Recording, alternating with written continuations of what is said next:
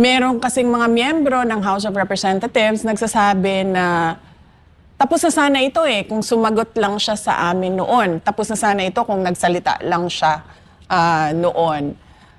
Pero hindi kasi makatotohanan yung sinasabi nila na hindi ako sumagot.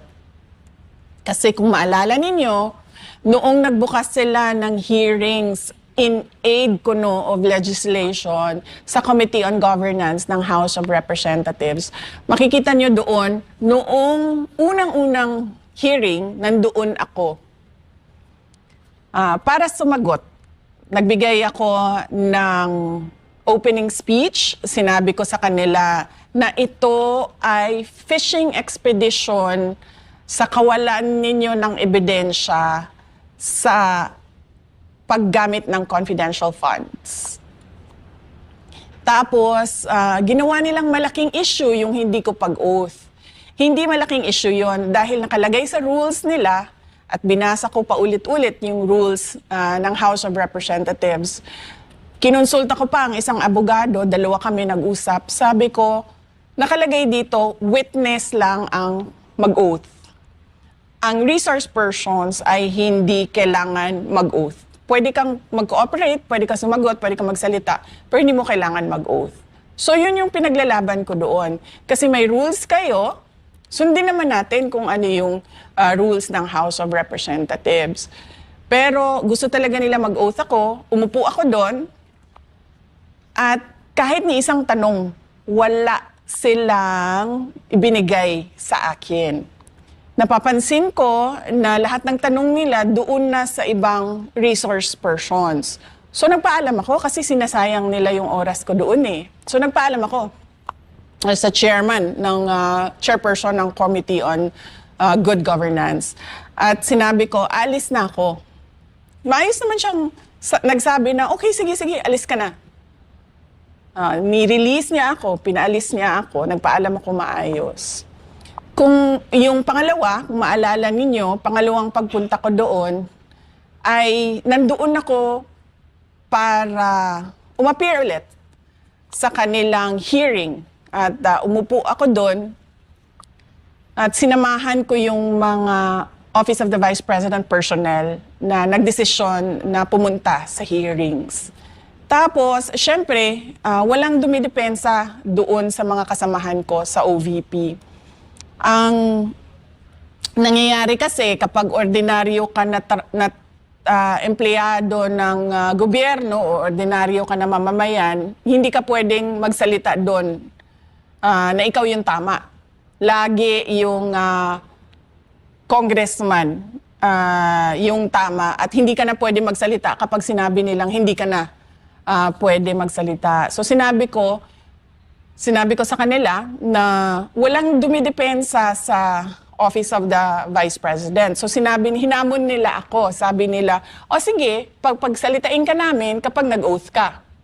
So nag-oath ako. Noong nag-oath ako, pinaupo nila ako balik, tapos wala na naman silang tanong. Kahit isang tanong.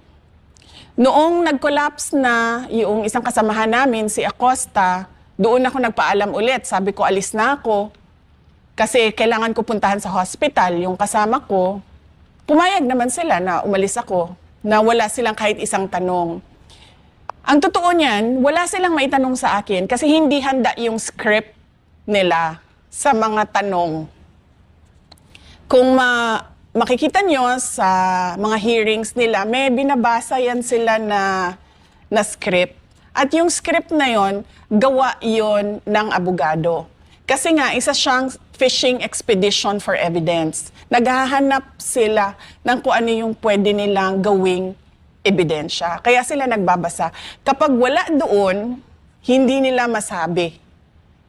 Kasi lahat yan, nakikita nyo, binabasa lang nila. Base sa kung ano yung sinabi ng abogado na itanong ninyo. Kasi ito yung kailangan namin na ebidensya. Na ito din yung sinasabi ko lagi sa lahat ng abogado. Hindi ka pwedeng magbukas ng in aid of legislation, tapos gagamitin mo yung kapangyarihan ng committee na yon para ka kumuha ng ebidensya at sasabihin mong, ay, ito yung kamalian. Nakikita na namin. Hindi pwede yun. Kinain daw ng buhay ng Lead Defense Counsel ng BICE, si Representative Luistro. Akala ko tunog lata. Ito ba ang dahilan kung bakit closed door yung pre-trial nyo? Kasi nga, hindi nyo alam yung ginagawa nyo. Ito yung sa Billionaire News Channel, Representative Luistro, tila kinain ng buhay ng Lead Defense Counsel ng BICE ayon sa isang informant. Makikita nyo ito, no? Parang nakakain nga ng humble pie itong si Luistro. Hindi ko. I don't know what are their trial experiences. Tila naungusan umano ng abogado ni VP Sara si House Lead Prosecutor Jervy Luistro sa unang closed-door pre-trial conference. Dahil dito, ayon sa informant ng Billionaire News Channel, Informant ng Billionaire News Channel, ibig sabihin yung informant ng Billionaire News Channel, mga kamatis natin, nanood ng pre-trial conference. umiinit ang ulo ng isang private prosecutor. Tila kinain ng buhay ng lead legal counsel ni VP Grabe naman yan. Kinain ng buhay. What the heck? Tila kinain ng buhay ng lead legal counsel ni VP Sara na si Attorney Sheila Sison, ang House Lead Prosecutor na si Representative Jervy Luistro. Ganyan kung ilarawan ng informant ng Billionaire News Channel ang day 1 ng closed-door pre-trial conference para sa impeachment case ng BICE. Nang ibabaw daw kasi ang defense team sa mga talakayan doon. Unprepared umano para sa informant ang House Prosecution sa naging arguments ng defense team ng BICE na kalaunay naging dahilan daw para mas maging aktibo si Private Prosecutor Lorna Kapunan sa diskusyon.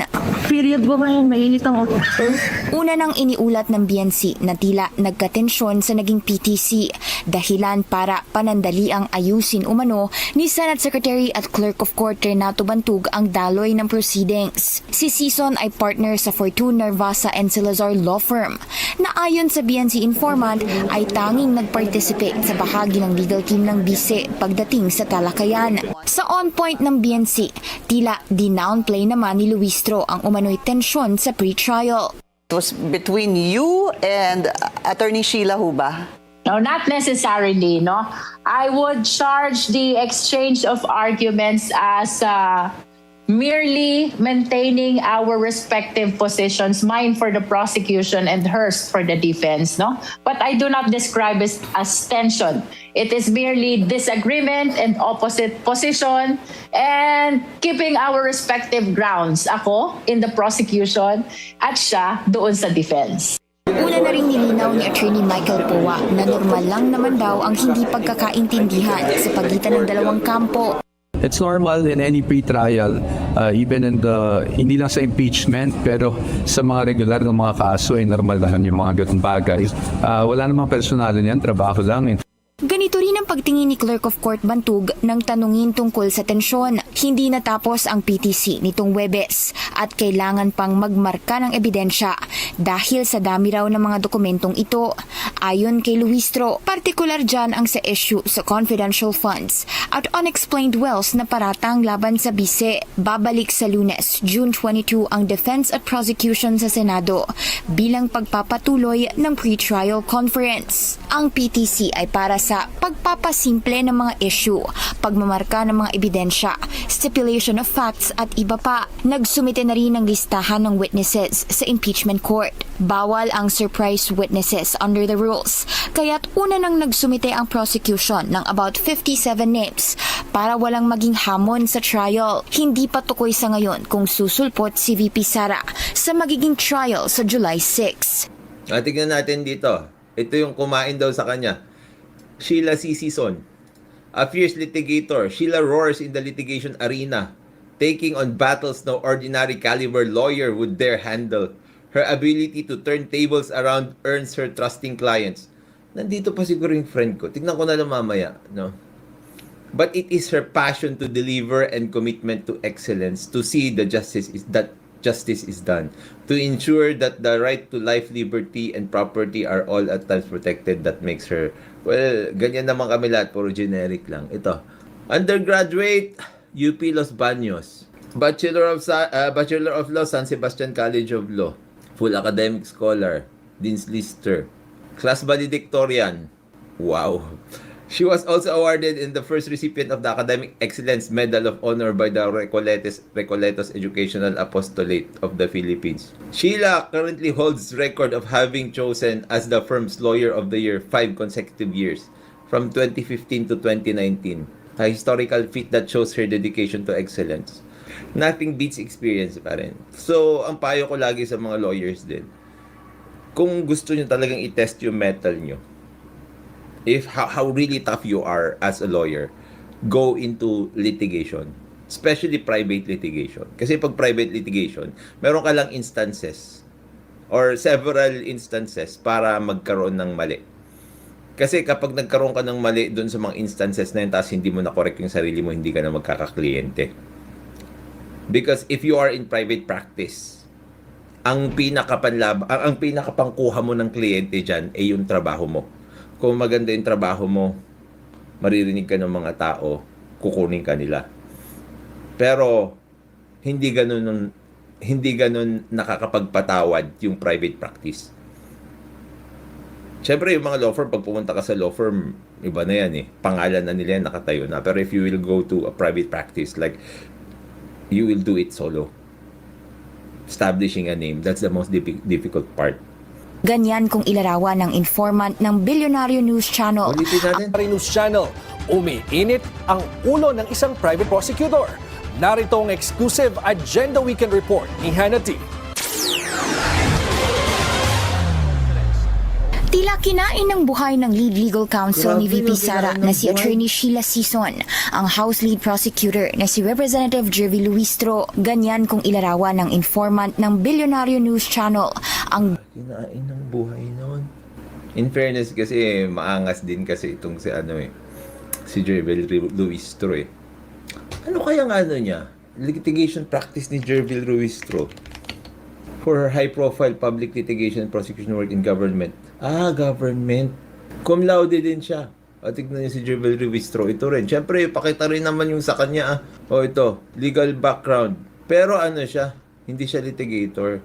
Pero ito, education and bar. A cum laude graduate and best debater. Parang pinagsama pa lang Parang Attorney Claire Castro at pinagsama Attorney Claire Castro at saka Attorney Jesus Falsis. She holds a Bachelor of Laws from University of Batangas and passed the Philippine Bar in 2002.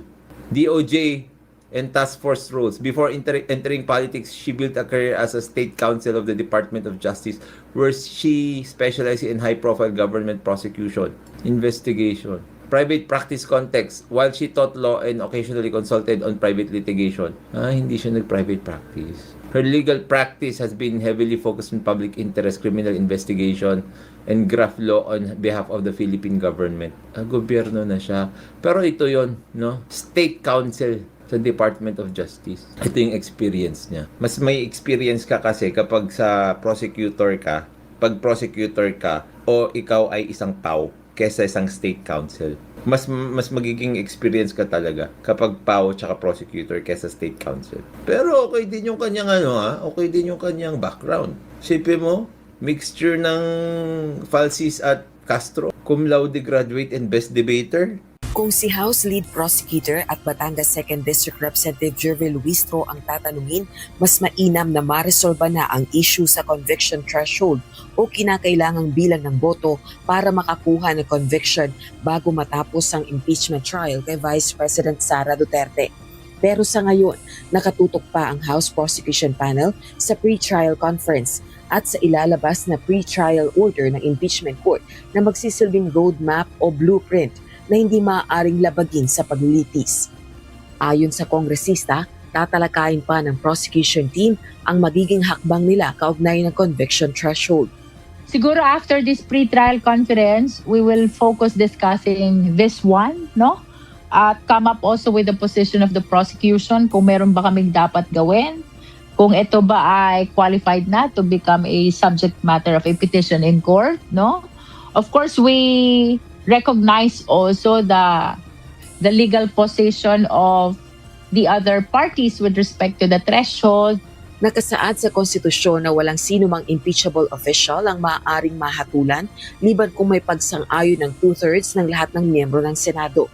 Sa kasalukuyan, 24 ang bilang ng mga senador, subalit nakadetene si Senator Jinggoy Estrada sa kasong plunder at graft, samantalang nagtatago naman si Senator Ronald Bato de la Rosa sa gitna ng arrest warrant sa kanya ng International Criminal Court. Kabilang sa mainit na usapin ngayon kung ano ang conviction threshold para sa impeachment trial kay VP Duterte sa gitna ng kinakaharap na kaso ng iba pang senador.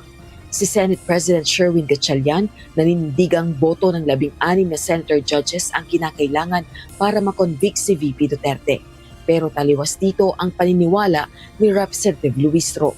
The threshold must depend on the number of senators within the coercive means or power of the Senate. No? That is my personal opinion also.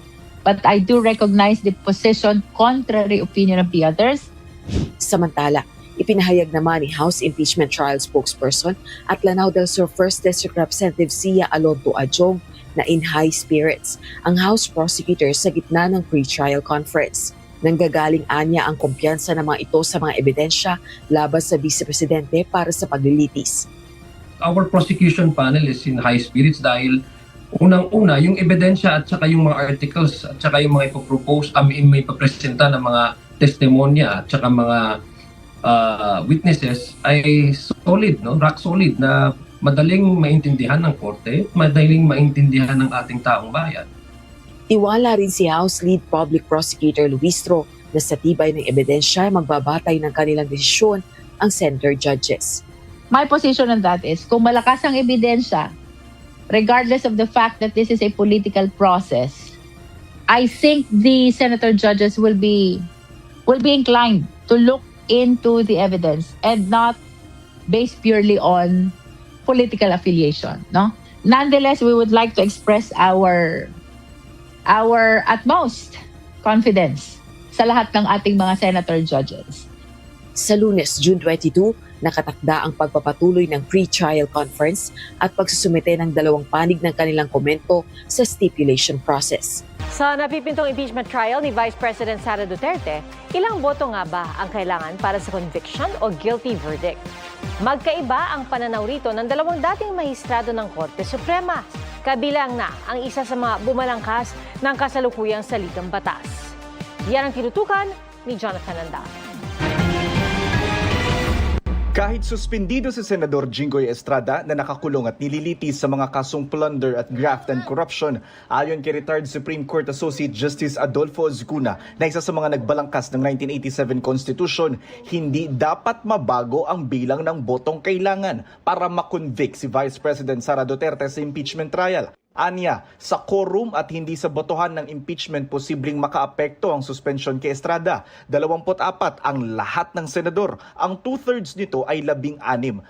Ayon kay Ozcuna, malinaw sa konstitusyon na 2/3 ng lahat ng miyembro ng Senado ang kailangan para makonvict ang impeachable official.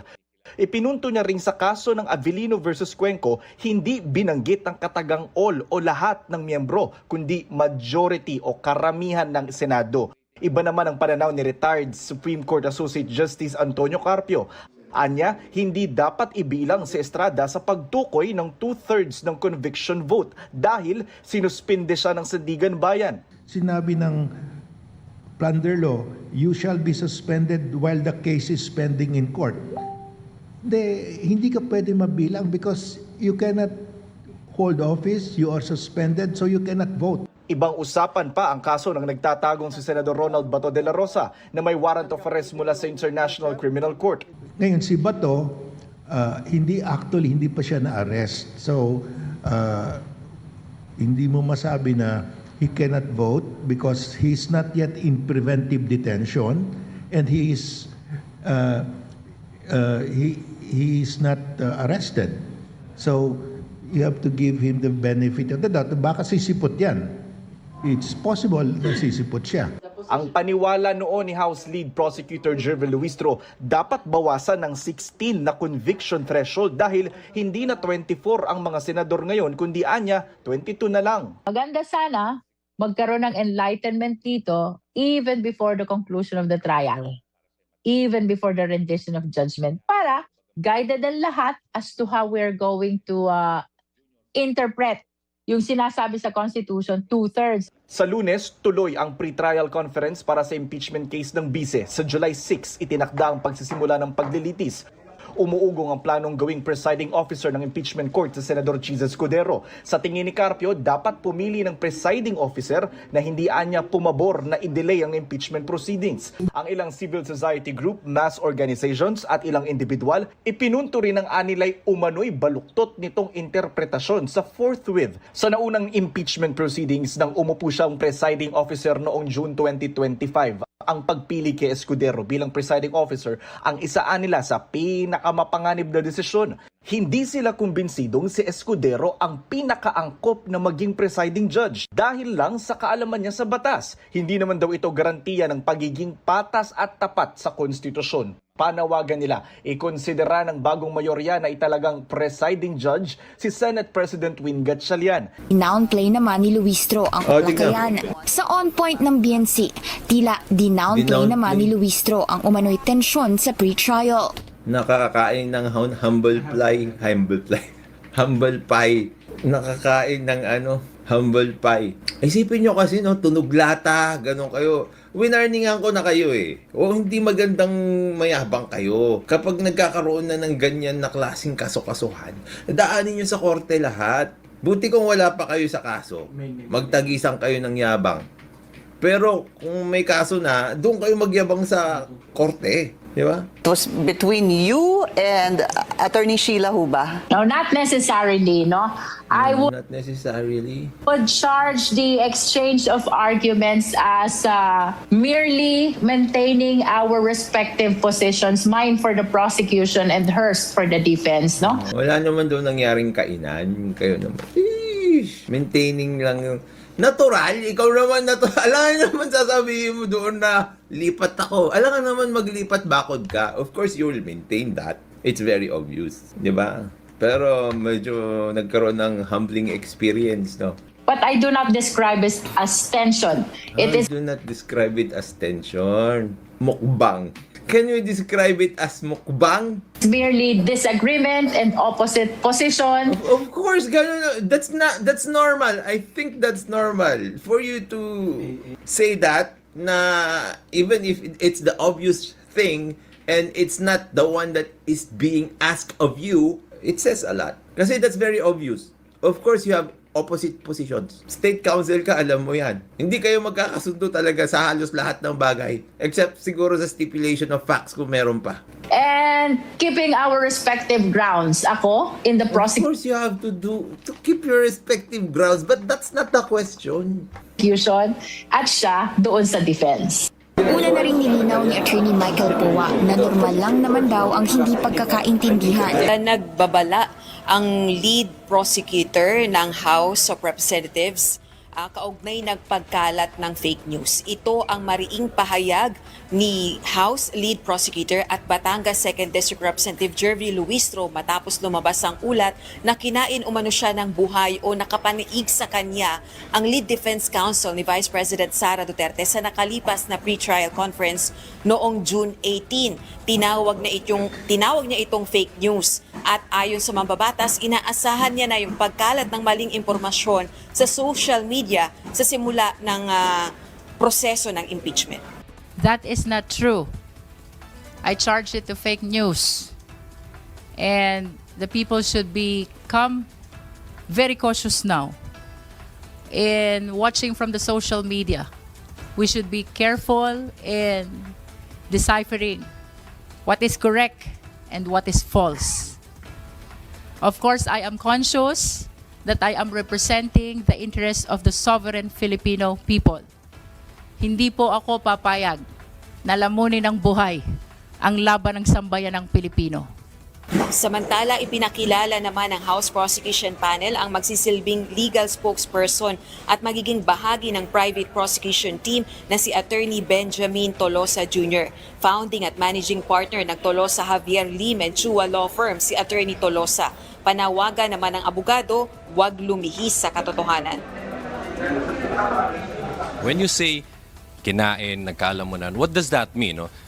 it means someone got an upper hand, no, compared to the other. So what happened? It's a pre-trial conference. So in that context, to say that you got the upper hand, it should mean that you're able to get favorable rulings on your part, no?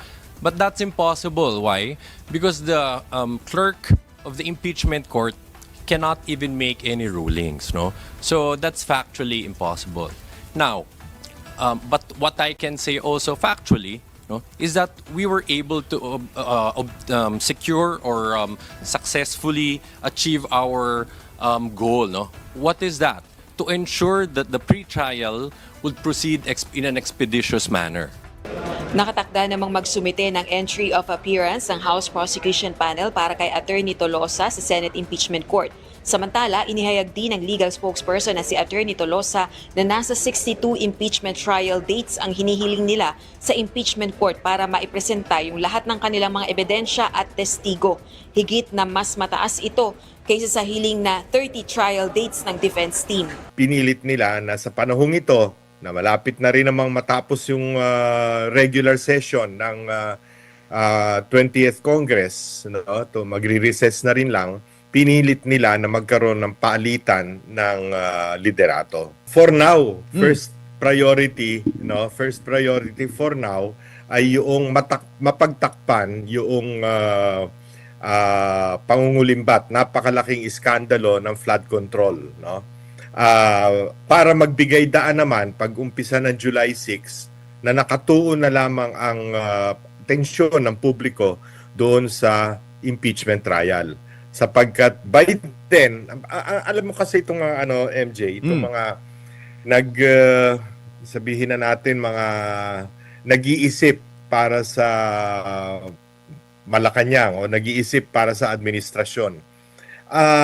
Palaging ang iniisip ay ang unang assumption nila, ang Pilipino kasi ay madaling makalimot, no? Madaling mawala. Kung sa bad news man yan o after 1 month or so, nakalimutan na yan ng taong bayan.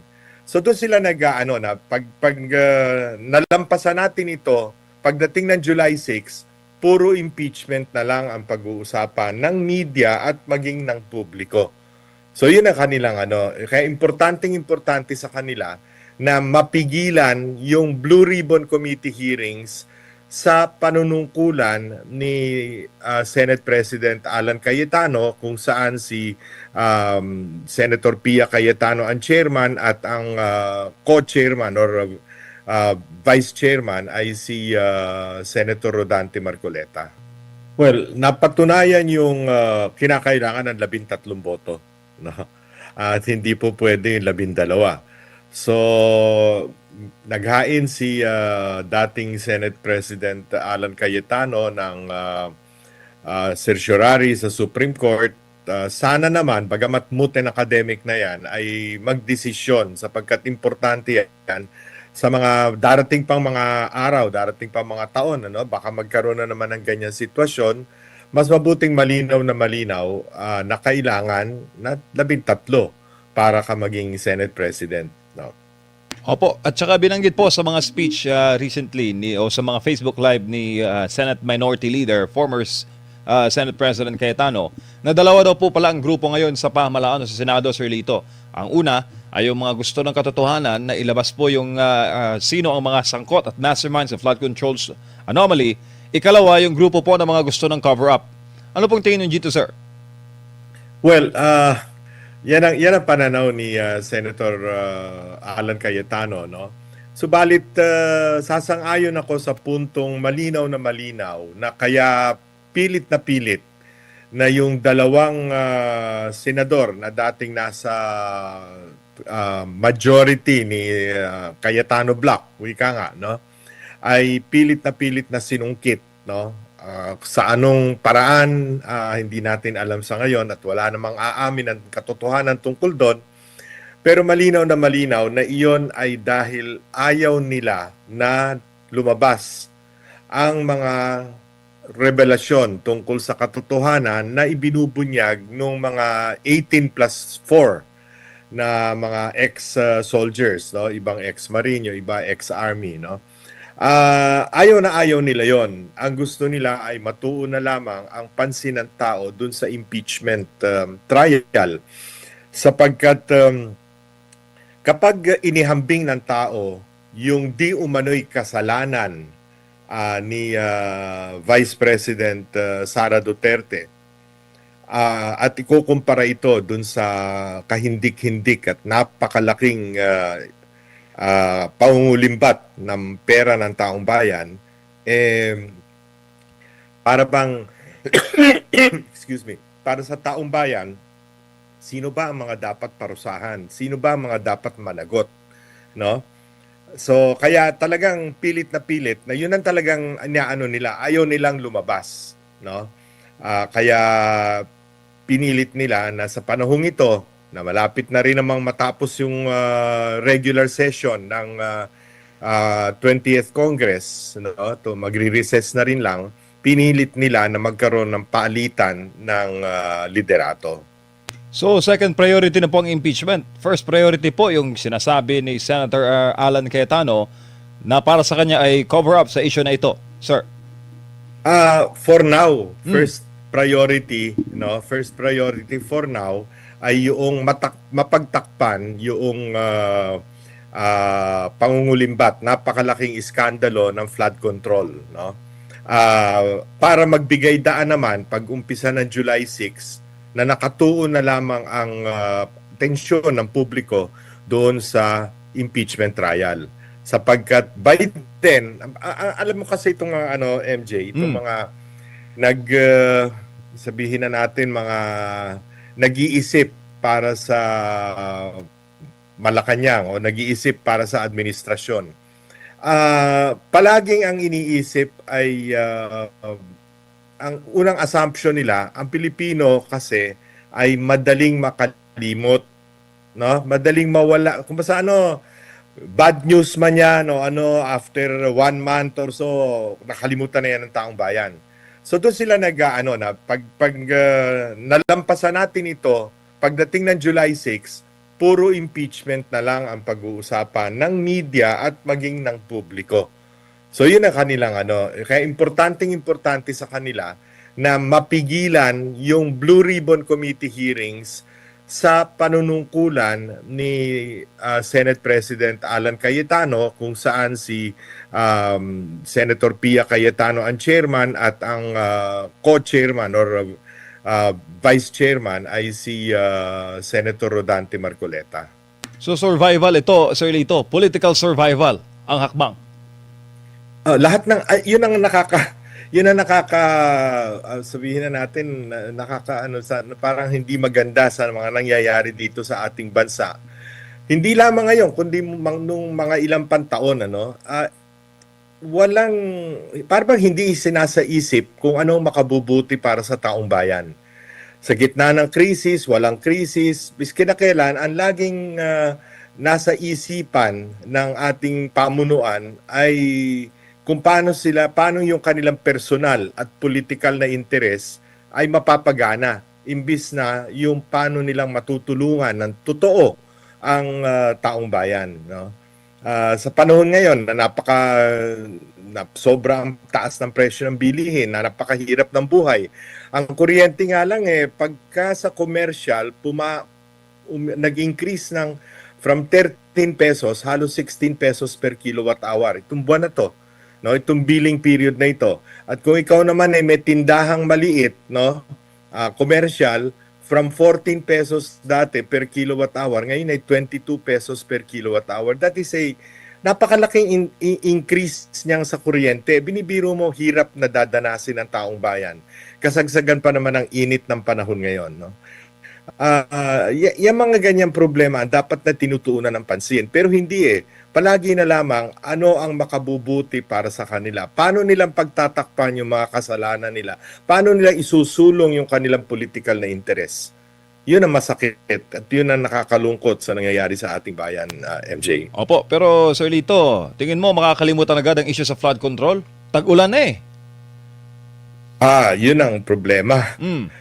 Pero alam mo, pag sinuswerte sila, yung pamunuan, baka pumalo yung El Nino ng mas maaga, yung Super El Nino, at ngayon nga nakikita natin umuulan man, hindi pa naman napakalakas. Although ilang parte like sa Mindanao malakas ang ulan, no.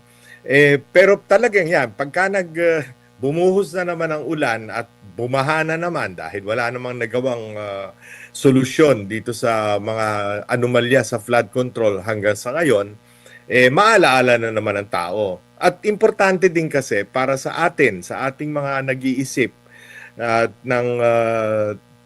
gusto nating ilahad ang katotohanan, dapat din tayo'y patuloy na magsalita tungkol dito sa anomalya ng flood control sapagkat napakalaking halaga ang pinag-uusapan natin. Ano?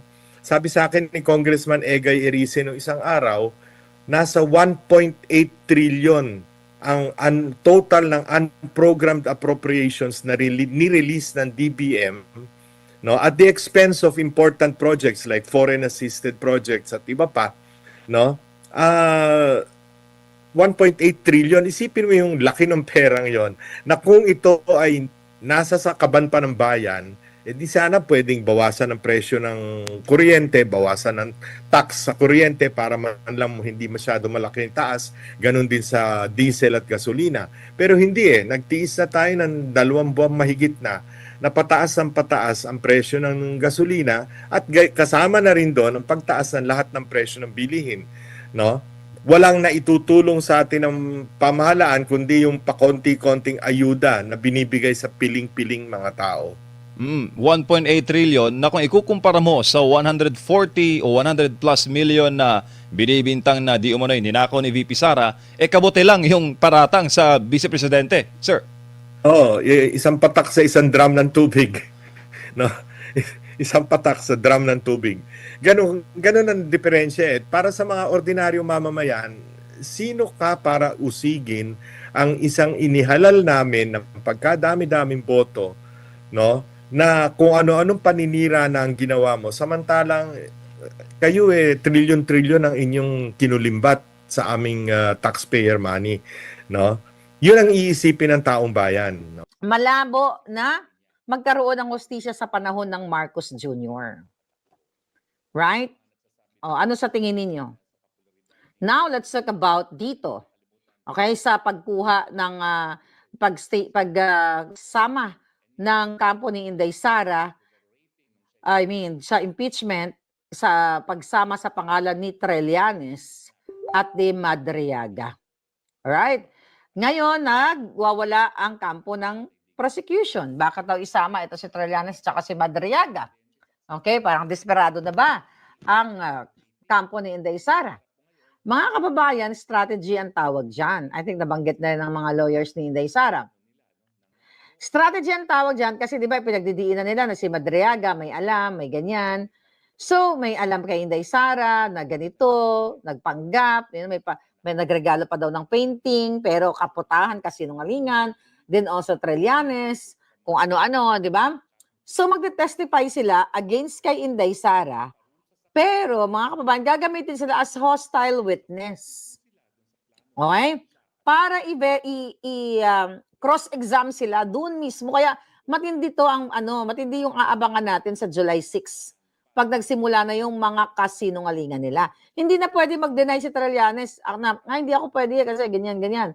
The fact na ginamit sila ng prosecution para maging witness, 'di ba? Isabina sila at they're willing silang mag-witness laban kay Inday Sara. Hindi sila pwedeng sabihin nila mga kababayan na hindi sa prosecution lang ako 'Di ba? Hindi ako pwede diyan hindi ako pwede mag-testify.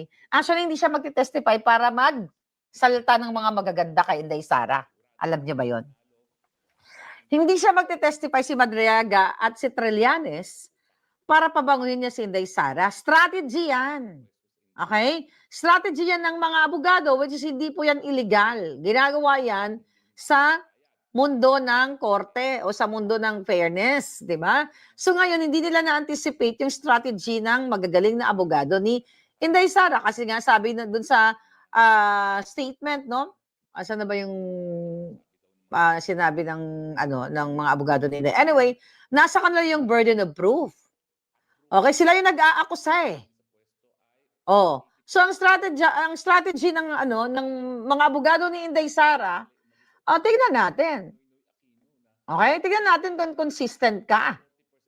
Kasi doon sa prosecution, nag-practice na kayo. Kung ano itatanong. Di ba? Ano ang pagdidiin ninyo kay Inday Sara?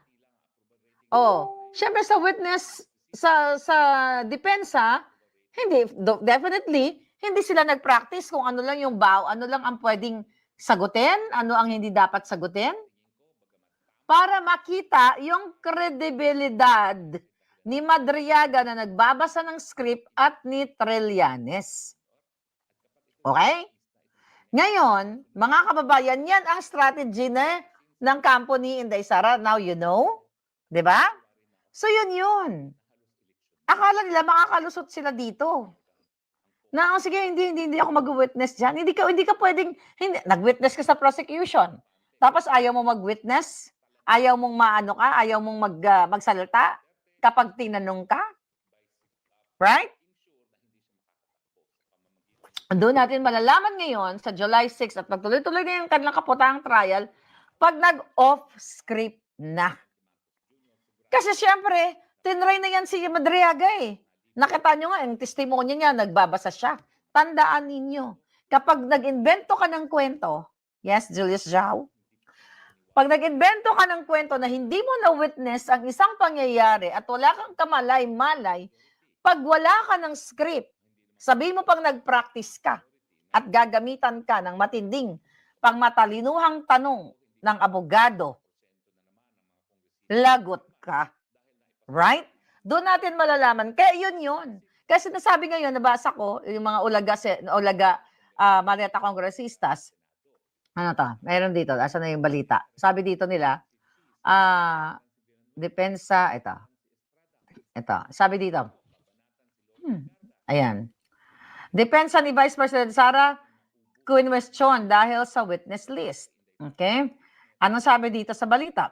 Kinastigo ng House Prosecution Panel, spokesperson na si Alonto Adyong, yung Maleta Kongresista, ang defense team ni Vice President Sara, kaugnay sa listahan ng mga witness para sa impeachment trial. Ang sabi ni Adyong, okay, kung mahina yung aming ebidensya, bakit sila mismo inadapt nila yung ating mga witness, no? Sabi niya, matapos ang unang pre-trial conference, teka, pang bobo, di ba? So kung mahina daw yung kanilang depensa, tama ba? Wait. Ano sabi niya? Okay. Kung mahina ay inadepend sa ebidensya, bakit nila inadapt? Bobo, di ba? Hindi dahil malakas ang ebidensya nila, kaya inadapt yung kanilang mga witness, bobo. Bobo ka, Adyong. Okay? Dito, malalaman namin ng taong bayan kung gaano kayo kasinungaling kasi natatakot kayo ngayon, hindi yun na-anticipate. Kahit nasaksakan nyo ng information, what do you call that? Kabisaduhin. Okay? Magkabisa. Right? I-memorize ni Trillanes o ni Madriaga yung kanilang mga script. Kapag wala na, pag off-script na, doon malalaman kung paano magsisinungaling. Sabi ni Adjo, makikita natin ang pre-trial brief nila ay basically going back to their old narrative na questioning the entire process. Ulul, alangan naman hindi kami magtatanong. Diba? Alangan naman kayo lang ang maglalatag. Diba? Kayo ang maglalatag ng kasinungalingan, sasagutin ng depensa ang mga kaputahan ninyo. Ibig sabihin na naglatag kayo, convicted na si Inday Sara. Nakita nyo, mga palangga? Ngayon pa lang, sinisira na nila yung depensa natin. Na bakit si Madriaga at si Trillanes? Ibig sabihin malakas ang ebidensya na bakit gagamitin si Trillanes, bakit gagamitin si Madriaga? Ngayon, syempre, pag hindi ka mag-isip, ay oo nga, no? Pag ulaga ka, pag medyo tanga-tanga ka ng mga pinklawan, ay oo nga, bakit gagamitin ni Sara yung si Madriaga sa Trillanes as, parte sa witness nila kung hindi malakas ang depensa. Pero hindi nila ipinapaliwanag, kaya ginagamit yan para what? Okay? Para ma-cross-exam. Para malaman kung nagsisinungaling ang mga witnesses, kung nagsisinungaling, kung si Trillanes ba ay puro lang kabisado ng mga kanyang kaputahang kartesismo laban sa mga Duterte, mga kababayan, tinitignan kung meron talaga siyang kaalaman o personal knowledge. Sinabi ko nga kanina, may personal knowledge ba siya sa mga nginanga-ngat niya or nagbasa lang siya ng script? So doon natin makikita kung paano sila maging inconsistent sa kanilang mga kasinungalingan. Kasi sabi ko nga, kung na-witness mo ang isang bagay, consistent ka. Pwede ka makalimot, di ba? Pero minimal lang. Pero kung lahat nakalimutan mo, yung nakalagay sa script na sinulat ni De Lima, pinasulat ni De Lima at ni Trillanes kay Madariaga, patay ka ngayon. Kaya sila takot na takot, mga kababayan, actually sila yung takot Parang sinasabi nila, ganun, humarap ka na lang, Sara, ganyan-ganyan, kung talagang wala kang kasalanan. Di ba, mga bobo? Pumunta ka na lang sa pre-trial brief, chuchu-chuchu, which is hindi naman legally required na kailangan nandoon si Inday Sara. Dahil nandoon ang kanyang mga abogadong, mga magagaling na may utak, hindi yung mga utak-ulaga dyan sa prosecution. So see that? So yun ang kaabang, natatakot na yan si Trillanes, mga kababayan. Natatakot na yan siya ma-question. Okay? Kasi ang alam lang niya ay puro kasinungalingan. Yes, Julius, magkakabuhol-buhol yan si Trilling. Ganigisa na siya. Ayun na nga. And I will never give them the spectacle they want. Exactly. So yun. Kaya nga yung kinakabahan sa paano nila ngayon, bababasa ba nila kung ano yung itatanong ng mga lawyers, Inday Sara, sa kay Madariaga o kay Trillanes? Kaya sila ngayon naaalarma. Kaya gumagamit sila ng trolls, gumagamit sila ng mainstream media. Duwag lang yan si Sara, ganyan-ganyan. Sabi niya, bloodbath, bakit di siya pumunta? Sinisira na nila. Matagal na sinira si Inday. Yung credibility ni Inday Sara. Pero dun sa impeachment court, doon natin malalaman kung sino ang sira. But syempre, hindi madali ang laban ni Inday. Araw-araw natin pinag-uusapan na ayan, gustong damputin si Senator Marcoleta, si Senator Bato, andyan na si Jinggoy, si Senator Bungo, kung sino pa. Para kahit na wala silang 16, babaguhin nila ang batas, ibabaloktutin nila ang batas na okay, wala si Bato, wala si Marcoleta, wala si Jinggoy, kaya 20 lang kami, o 15 lang kami, or 16 lang kami. So dapat, 2/3 of 20, of 16, of 12, mga ganon, di ba? Para ma-justify nila yung kasinungalingan nila. So dahil nga natatakot na sila, dahil nasa kampo nila ang sinungaling. Sabi nila, impartial sila. Pero sila yung nagpapakalat ng kasinungalingan, mga kababayan. Takot sila ngayon. Kung matino yung witness ninyo, na talagang may personal knowledge, o bakit kayo naaalarma ngayon? Right? Giovanni Claribel? Yes, they need 16 to convict Inday Sara then. If they insist what they want, that convict. Yes, but yun na nga Diba, it's the same thing nung majority voting doon sa Senate presidency na 13 dapat. Giniit nila yung 12 kaya nagkaroon sila ng acting president na si Loser Gatchalian. Then later on, natutukan yata nila ng shotgun si Villanueva at si Escudero dahil takot na makulong yung mga putang ng mga hudas. Kaya nagkaroon sila ng ng required numbers base sa konstitusyon. Kaya legal yung pagkakuha nila. Pero before, illegal yung ginawa nila. So eto ngayon, yung hindi nila na-anticipate siguro doon sa pre-trial brief ng mga kampo ni Inday. Kaya nagwawala sila ngayon. Destroy Inday. Right? Ay, Jessica Cantor. Destroy Inday. Yan ngayon ang goal nila. So ito, ano pa yung sinasabi dito? Ayan. So lahat sila, di ba, mga prosecutors, mga ulaga prosecutors, yan ngayon ang ginagawa ng mga hayop na yan. So it all boils down, mga kababayan, sa takot nila kay Sara dahil hanggang ngayon, mahal na mahal pa rin ang taong bayan, si Inday Sara, ang mga Duterte. Dahil kitang-kita naman sa latest survey na talagang si Bangag Jr. ay nalubog na sa Komunoy, pero pinipilit pa rin niyang magpaka-presidenteng adik dahil nga nakakuha sila ng male-maleta. So, yun yung sinasabi ko na na hindi totoo na hindi ako pumunta, hindi ako sumagot, nandun ako 2 beses, wala ni isang tanong sa akin kasi hindi sila handa na magtanong sa akin. Wala ako sa script na binabasa nila. Pangalawa, kahit pa man na alam ko na fishing expedition yon ng ebidensya, nandun pa rin ako. Umupo pa rin ako, nagpakita pa rin ako sa kanila para makita ng taong bayan na pumunta ang Vice President. Pero kasi, mahaba yung timeline ng mga pangyayari para ko masabi sa inyo at para maipakita ko sa inyo kung paano nila dinevelop yung impeachment at yung mga sinasabi nilang ebidensya nila. So kung okay lang sa inyo, simulan ko siya sa May 11, 2023. Ito yung pinakaunang binanggit ng Makabayan Bloc ang confidential funds. Sabi nila, kapag daw ako ay naging NTF-LCAC Vice Chair, ay makakahawak daw ako or makakakontrol daw ako ng mas marami pang confidential funds. So, as early as May 11, 2023, nakikita nyo may script na sila. Bakit ba ayaw ako ng Makabayan?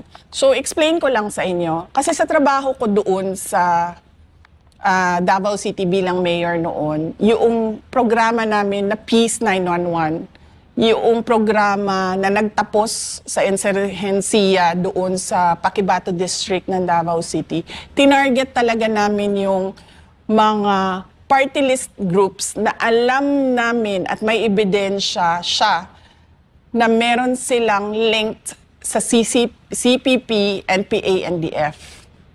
At ito yung Makabayan Bloc. Sasabihin man nilang red tagging yan,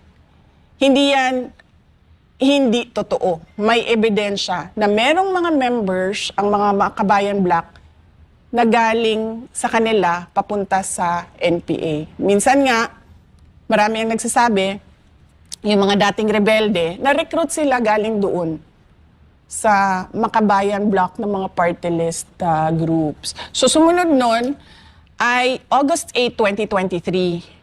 Sinabi na ni Franz Castro, sabi niya, OVP's 500 million in confidential funds should be realigned to PCG. So nung sinabi niya yon, napaisip ako, sabi ko, ang Makabayan Bloc, friendly sila sa administration. 'Di ba? Hindi naman sila Makabayan Bloc, wala sa kanila yung prinsipyo ngayon ng korupsyon ng administration Hindi nila nilalabanan 'yon. So nung nakita ko na nagsalita si Franz Castro kontra sa isang cabinet secretary, sa isang kaalyado ng administrasyon, naisip ko, may go signal ito na kalabanin niya yung dalawang opisina. So, merong nagsabi sa kanya na okay lang atakihin mo yung cabinet secretary namin at yung kaalyado namin. So, doon ko unang nakita, sabi ko, papakialaman nila yung budget.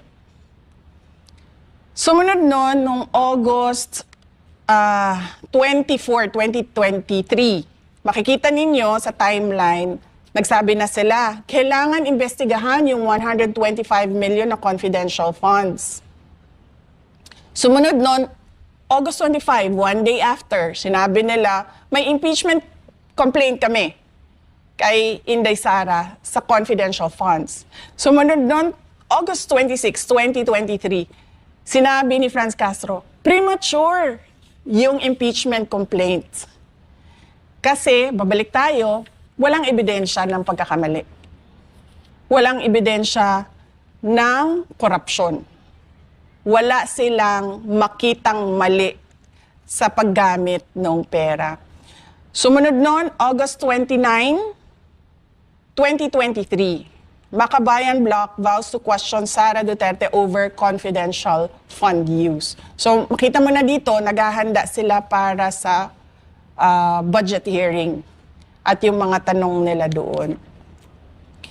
Pagkatapos nito, makikita nyo, September 4, 2023, Makabayan Bloc, why 2.3 billion ang budget.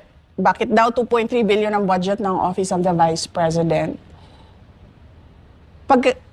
Nung nag-appear si Franz Castro sa hearing ng Commission on Audit, sumunod na araw nun, September, or a few days after, September 14, lumabas yung unang-unang audit observation memorandum sa confidential funds ng Office of the Vice President. So makita mo yung timeline. Binuksan nila yung usapan ng confidential funds. Pagkatapos, kinestyon nila bakit may confidential funds. Ngayon, dahil sabi niya, still premature. Nagsalita sila sa hearing ng COA at yung COA naman nagbigay ng AOM. Ito muna ma'am, question muna tayo. Doon muna tayo sa first part. Kasi tila, lahat ng galaw ng impeachment ay from Makabayan Bloc or from this left-leaning Congress or representatives. Pero may part din kasi na lumabas na picture na si Romualdez nakikipag-meeting sa kanila. Do you think na dun meron partisipasyon si Romualdez at inutusan sila? Oo. Totoo yan. Kasi makukuha mo yan sa sinabi sa privilege speech ni Senator Francis Escudero na si Martin Romualdez ang mastermind ng lahat. Kung maalala ninyo, noong nakaraang taon, September 29, 2025, nagsalita si Senator Escudero at sinabi niya yon. At tama ka, kasi pagkatapos nung AOM ng COA sa OVP, September 14 yon, nagsalita na si Stella Kimbo. Dito nanggagaling yung narrative na inubos ng 11 days. Si Stella Kimbo na yon, hindi na ito kaparte ng Makabayan Bloc. Kaparte na ito ng grupo ni Martin Romualdez. Ayan na yung let's stick to the plan. Yan na yun. Yung let's stick to the plan, yun yung kulang pa yung kulang pa yung kanilang ebidensya. So ang ginawa nila, tatanungin natin sa budget hearing yung confidential funds. Na sinasabi naman namin na kung maaalala nyo, mag-isa akong pumunta doon, hindi ko pinasama yung mga tiga Office of the Vice President. Kasi may nagsabi na sa akin galing sa House of Representatives. Sabi niya, mapapahiya yung opisina ninyo. Sabi ko, okay, sige. Sabi ko sa mga kasamahan ko sa OVP, sabi ko, papahiyain tayo So sabi ko, wag na kayong pumunta. Kasi mga ordinaryong empleyado ito, hindi naman itong mga politiko, wala silang power at all. Tapos aatakihin sila, syempre, ng publiko, di ba? Kahit hindi totoo yung mga akusasyon. So sinasabi ko doon sa budget hearing, wala kaming request ng confidential funds. Pero bakit kayo nagtatanong tungkol sa confidential funds? 2 tanong lang doon ang hindi confidential funds. Lahat yon puro confidential funds na wala naman sa budget proposal ang confidential funds. So, makikita mo, nagsalita na si Kimbo. Dito nanggaling ang narrative na, inubos ang pera, nilustay ang pera na 11 araw, 11 days. So, dyan nagsimula yon. Tapos, sumunod na yung September 25, 2023. Yan na yung sinasabi ko sa inyo. May kinalaman si Martin Romualdez dahil yung Makabayan Bloc nakipag-meeting sa kanya, sa opisina niya. Nag-meeting kami, sila naman yung nagsabi publicly. Nag-meeting kami patungkol sa confidential funds. So dun nasemento yung partnership, kumbaga, ni Martin Romualdez at nung Makabayan Bloc. Na, kung makikita ninyo, pagkatapos ng September 25, lumabas, October 3, 2023, ang pangalawang AOM ng Commission on Audit. Kasi, paniwala ko, yung unang AOM, nakita ng Commission on Audit, wala tayong makukuhang ebidensya dito. Dadagdagan natin yung AOM. Gagawin nating papahirapan natin sila na mag-comply ng documents. Bigay tayo ng isa pang AOM para may makuha tayong ebidensya. Ma'am, pwede natin explain ko ano yung AOM sa mga hindi nakakaalam po ng AOM. Opo. Ang AOM ay ito yung Audit Observation Memorandum na kung makikita nyo sa Office of the Vice President, lahat ng AOM namin, nasasagot namin. Kaya namin nakukuha yung unmodified opinion. Kasi wala naman kasi talaga kaming ginawang katiwalian. Nagtrabaho lang kami ng maayos sa Office of the Vice President. So ito yung binibigay nila ng Commission on Audit kapag meron silang mga tanong sa budget ng loob ng isang opisina. Tapos ikaw naman na doon sa OVP, sasagot ka, ito yon yung tanong mo, ito yung sagot niyan. Ito yung sagot. Pero makikita nyo dito, nasagot namin lahat. Meron kaming notice of dismissal sa timeline. Makikita nyo rin kung kailan lumabas yung notice of dismissal. So nag-meeting sila. Martin Romualdez, Makabayan. 8 days after, lumabas ang pangalawang AOM. Noong siyempre alam ko na na impeachment ito. Kasi lahat ng mga tao sa loob ng House of Representatives, naririnig naman nila yung usapan sa loob Tsaka yung mga tiga Mindanao, nagkukwentuhan yan. So merong isang tiga Mindanao na nirecruit siya.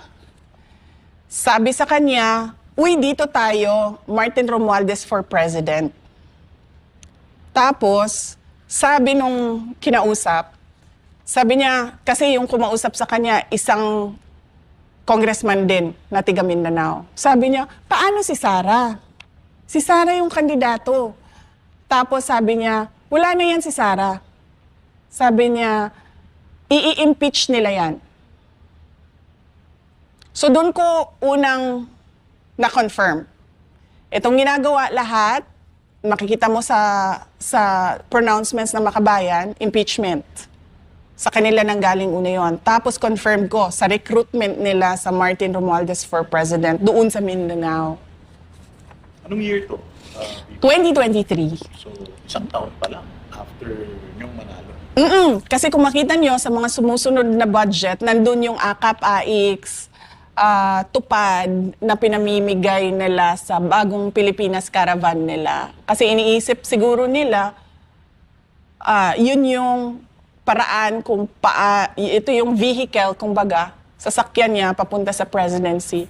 Yung pamimigay ng pera kung saan-saan. Na hanggang ngayon, by the way, walang tumingin kung totoo nga ba yung mga recipients doon sa AIX at sa tupad at sa AKAP na nilabas na pera ng gobyerno.